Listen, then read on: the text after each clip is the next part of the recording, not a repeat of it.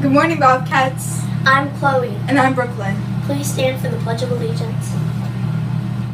I pledge allegiance to the flag of the United States of America and to the republic for which it stands, one nation, under God, indivisible, with liberty and justice for all. The BLMS cheer team will have tryouts on Wednesday, August 30th. Tryouts will be held after school from 3 to 5 in the gym. See Ms. Flores in room 303 for a packet and more details. You must have a sports physical on file to try out. Boys basketball tryouts will be held on the following dates. 6th grade, September 7th from 3 o'clock to 5 o'clock. 7th and 8th grade, September 8th from 5 o'clock to 7 o'clock. You must have a sports physical to try out. Physical forms are available on the bookshelf near the office. The first yearbook meeting will be on Thursday, August 31st from 3 to 4 in room 107. Anyone is welcome to attend this first meeting, even if you didn't sign up at orientation. We will have snacks and decide on a t-shirt design. Please have a ride home and plan to attend Boys and Girls Club at 4 p.m. 6th grade t-shirt order forms and money are due to a 6th grade teacher by August 29th. There will be an academic team informational meeting on Thursday, August 31st at 6:30 p.m. in room 104. There will be snacks and refreshments. If you didn't make it to the Y Club meeting this week but are still interested in participating, see Ms. Coffin in room 102 to get paperwork. The next meeting is Thursday, August 31st. Now for our first Fictional Fridays with Ms. Flores. Fictional Fridays with Flores. That's good reading. Hello, fellow readers, and welcome back to another exciting edition of Fictional Fridays with Flores. I hope that you've been reading all summer long because I know I have. So this year, I know you've been hearing a whole lot about KBA books. Those are the Kentucky Bluegrass Award books. And so I've decided that for my next couple Fictional Fridays, I would like to tell you a little bit about each book. And actually, I've not read any of the ones I'm going to tell you about today, so I'm going to give you my first impression. Anytime I go to pick up a book, the first thing I do is look at the cover.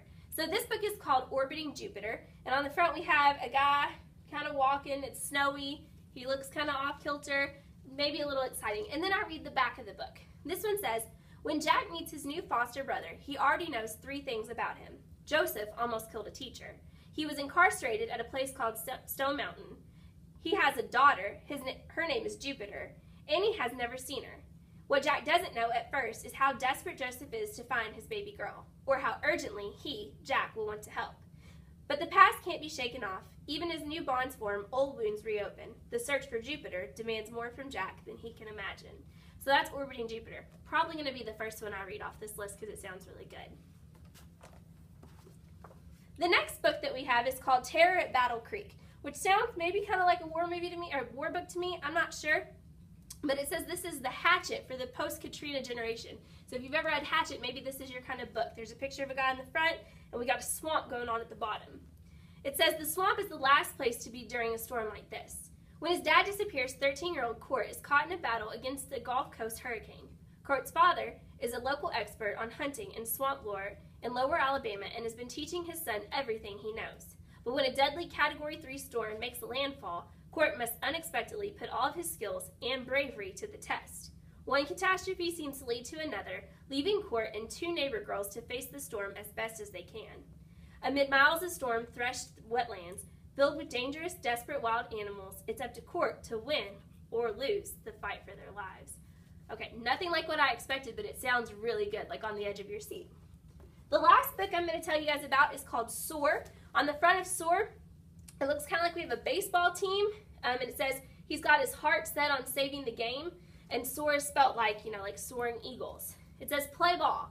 Jeremiah is the world's biggest baseball fan, and he knows just about everything there is to know about his favorite sport. So when he's told he can't play baseball following an operation on his heart, Jeremiah decides the next best thing he can do is become a coach.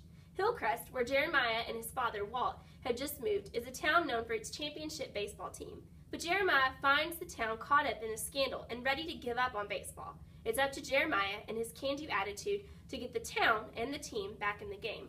So this sounds like a really heartfelt, good one. If you like sports books, this would probably be good for you. And if you like just a good, uplifting story, maybe this one too. All right, happy reading. Don't forget, Do it the Bobcat way. be respectful, Be responsible. be safe. Have a great day, Bobcats.